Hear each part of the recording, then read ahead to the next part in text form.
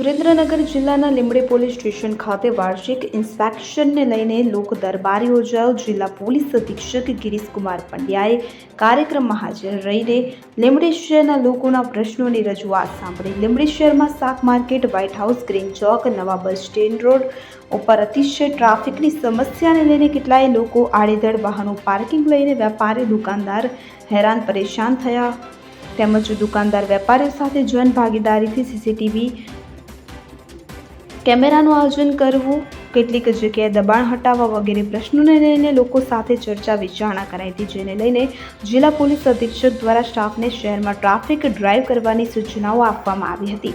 આ લોક દરબારમાં શહેરના આગેવાન મુકેશભાઈ શેઠ, લીંબડી નગરપાલિકા પ્રમુખ રઘુભાઈ પટેલ, મહાવીરસિંહ ઝાલા, કલ્પેશભાઈ શાહ, સદેવસિંહ રાણા, કરશનભાઈ તુંડિયા, દલસુખભાઈ ચૌહાણ, જિગ્નેશ કોઠિયા તથા દરેક સમાજના આગેવાનો અને હોદ્દેદારોએ હાજર રહીને મૌખિક રજૂઆતો કરી હતી।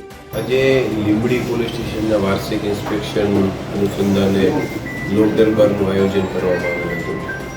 આ લોક દરબારની અંદર મુખ્યત્વે ટ્રાફિક સંબંધી પ્રશ્નોની રજૂઆત થયેલ હતી।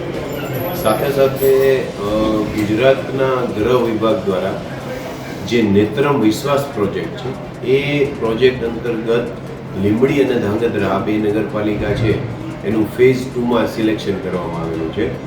એટલે લીંબડી નગરપાલિકા વિસ્તારની અંદર લગભગ 100થી વધુ કેમેરાઓ છે, એનું કામ લગભગ પૂર્ણ થઈ ગયેલ છે અને ટૂંક સમયની અંદર આ કેમેરાઓ છે કાર્યરત થશે અને એનો જે લાભ છે એ ગુનાઓને ઉકેલમાં, ટ્રાફિક સંબંધી પ્રશ્નો છે એના માટે થઈ અને લીંબડીના લોકોને મળશે।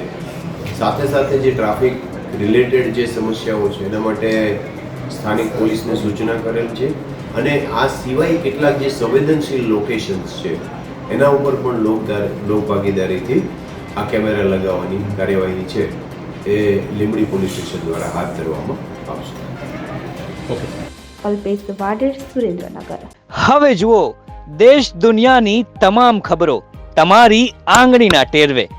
ઉઠાવો મોબાઈલ અને ગૂગલ પ્લે સ્ટોર પરથી ડાઉનલોડ કરો અમારી CN24 ન્યૂઝ મોબાઈલ એપ।